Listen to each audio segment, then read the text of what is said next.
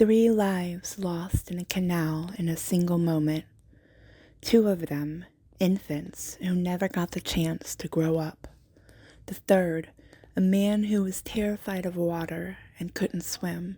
At the center of it all is Colby Brookman, a man who now claims he's a changed person. He says he's found God, embraced sobriety, and is seeking redemption. But is that the truth, or just a performance? This is Prison Bio Breakdown, Episode 3, and today we're going deep into the story of Colby Brookman, because some criminals don't deserve a second chance, no matter how feigned the remorse.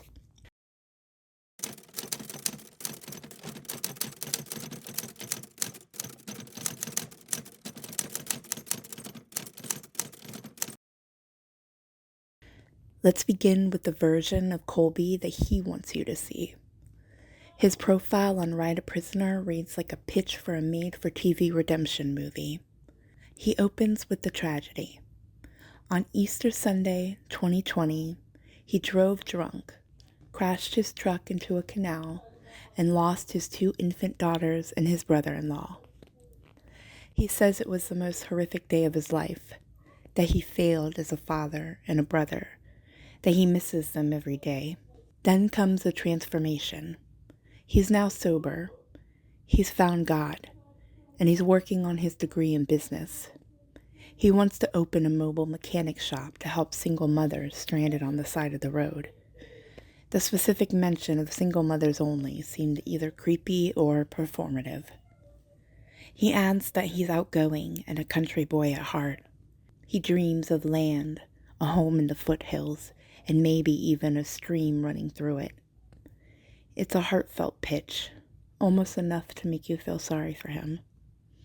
Almost.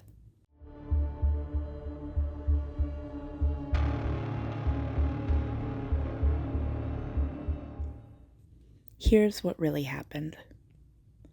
On April 12, 2020, Easter Sunday, it was reported that Colby Brookman was drinking beer throughout the day in Oroville, California. Multiple people told him not to drive. He ignored them. That evening, around 7 p.m., Colby got behind the wheel of his 2004 GMC Sierra. His wife, Jaylyn, rode in the front passenger seat. In the back were their 2 baby girls, Ariana, just 17 months old, and Ava, only 7 months old.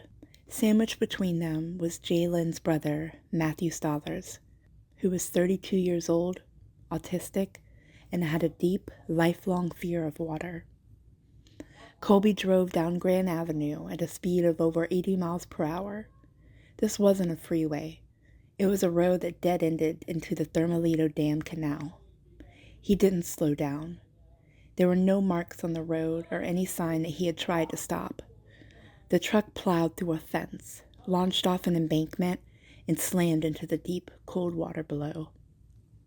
The impact submerged the vehicle almost instantly. Colby and Jaylyn managed to free themselves and swim to the shore. Matthew, however, surfaced nearby, clearly in distress. A witness on the levee saw him flailing and told Colby to help him. Colby refused. That witness never saw Matthew come back up again. Emergency crews arrived and pulled Ariana and Ava from their car seats in the submerged truck. Both girls had been trapped underwater the entire time. They were taken to the hospital, but died the next morning. Matthew was also pulled from the canal and pronounced dead on the scene. Colby's blood alcohol content tested 2 hours after the crash was 0.12%, well above the 0.8 legal limit in California.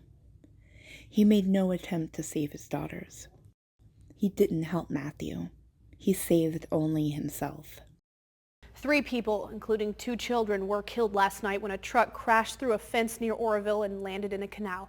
Now, the driver of the car is in the hospital but will likely face several charges when he's released. Our Jerry O'Lennon was at the scene today, and he's in our Chico Bureau now to tell us how it happened. Jerry. It happened last night just before 7 o'clock. Orville CHP says Colby Allen Brookman of Sacramento was driving a 2004 GMC Sierra truck down Grand Avenue at a high rate of speed.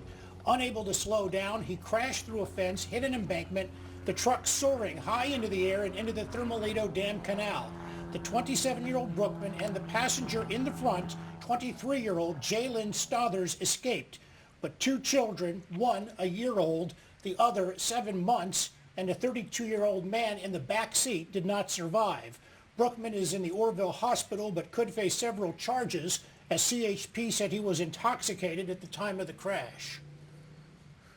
We believe alcohol is a factor, which is incredibly unfortunate.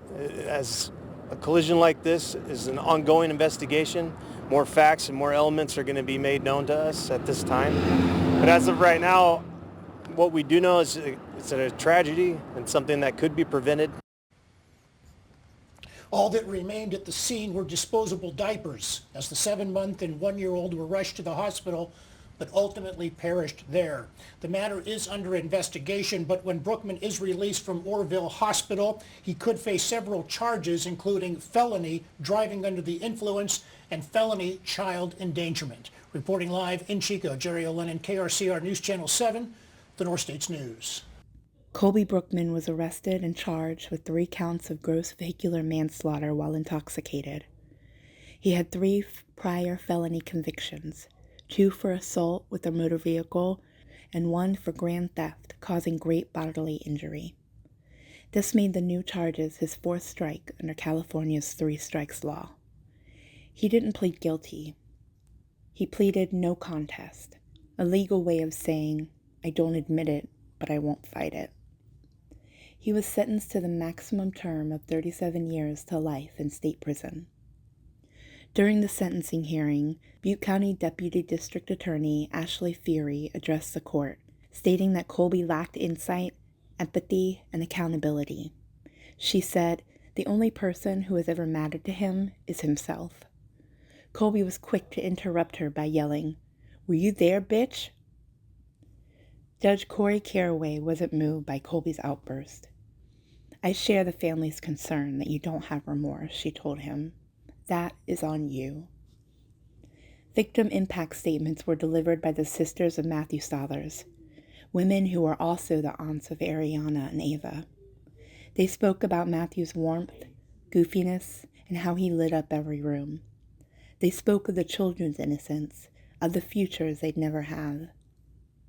Matthew's obituary is filled with friends and family sharing how much they loved him and how deeply he is missed.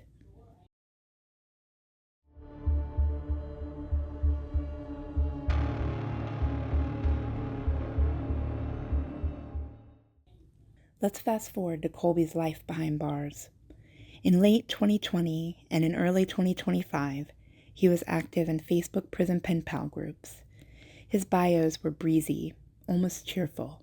He talked about college, country life, and wanting to meet positive people. Not once did he mention the crash. Not once did he show any remorse. In October 2020, he mentions, "My goal is to meet new people who will bring positivity and joy into my life. So if you feel like having a conversation, don't hesitate because I won't bite." While in February 2025, he states, "I'd like to meet someone who is positive, funny, and self-motivated." But then, in May 2025, a new bio appeared, this time on writeaprisoner.com. Suddenly, the tone had shifted. The crash was front and center. The drinking, the death, the regret. He talked about finding God, staying sober, and helping single moms. Here's what he has to say. "Hey there, my name is Colby. I'm here to meet new people and make friends, possibly find a long-term relationship. 5 years ago, I was a completely different person. I was an alcoholic, extremely selfish, self-centered, and only cared about drinking and numbing the pain I had hidden internally. Easter 2020, I drank and drove, lost control of my truck, and wrecked into an after bay at Lake Oroville. 32 feet deep, my baby girls and my brother drowned and lost their lives. This was the most horrific, tragic event of my life. I failed as a father and brother. I miss them every single day. Since then, I've transformed into a completely different person. I found God and believed in a higher power that helps me stay sober. I've completed multiple self-help groups, AA, and anger management. I'm also attending college to attain an AS in business and then a bachelor's. After I come home, I will be opening up a mobile mechanic shop, specializing in diesel mechanics. I will help those people who are low income and need assistance. It really bugs me to see a single mother on the side of the road with no one to call, nor anyone to get help. My business will help people in those positions. I want to travel to Rome, Germany, and Italy. I'm a positive, outgoing, self-motivated, and honest person. I love to laugh and make people laugh. I grew up in the country. I love the outdoors, hunting, fishing, camping, four-wheeling, mud, snow, and hiking. LOL, you name it, and I'll probably enjoy it. LOL, I enjoy having a good time. I'd rather stay at home than go out. An ideal house for me would be in the foothills with at least 100 acres, 4 bedrooms, and a shop. If I'm lucky, I'll find one with a stream running through it. So he's an honest person, but he says he lost control of his vehicle, not that he was speeding 80 miles an hour to a dead end in a canal. It's a major rebrand, and it just so happens to align with the timeline for parole eligibility. Colby becomes eligible in 2020, with his first board consultation pending for 2033. That gives him just enough time to craft the perfect redemption narrative. To me, it feels rehearsed, convenient, a script, not a confession, not true remorse. There are still gaping holes in this story. Why was Colby speeding down a road that locals know ends in water? Why didn't he try to brake? Why didn't he try to help anyone? Matthew couldn't swim. He was autistic and afraid of water, and Colby watched him struggle and drown. Ariana and Ava were babies, strapped into car seats. Colby escaped. They didn't. How does a father not go back for his children? And what about Jaylyn, his wife and the children's mother? She survived the crash. Her brother and daughters did not. She never gave a victim impact statement, never spoke publicly. She's since remarried and had another child. Why did she put her kids in the car with him? Why didn't she try to save them? Without any statement from her, I find myself left with more questions than answers. Colby's latest bio is polished. It reads like a redemption story with a splash of roadside romance. He almost had me. For a second I thought, maybe he's one of the rare ones who truly is sorry. I try not to cover addiction stories because I truly believe it is a disease. But then I read everything else. The courtroom behavior, the refusal to help, the multiple versions of his pen pal pitch, and it all added up. This wasn't just a tragic accident. This was a man who drank, drove at 80 miles an hour, and sent his truck airborne into a canal. This was a man who let his daughters drown. This was a man who watched his brother-in-law die. And now, he wants you to believe he's changed.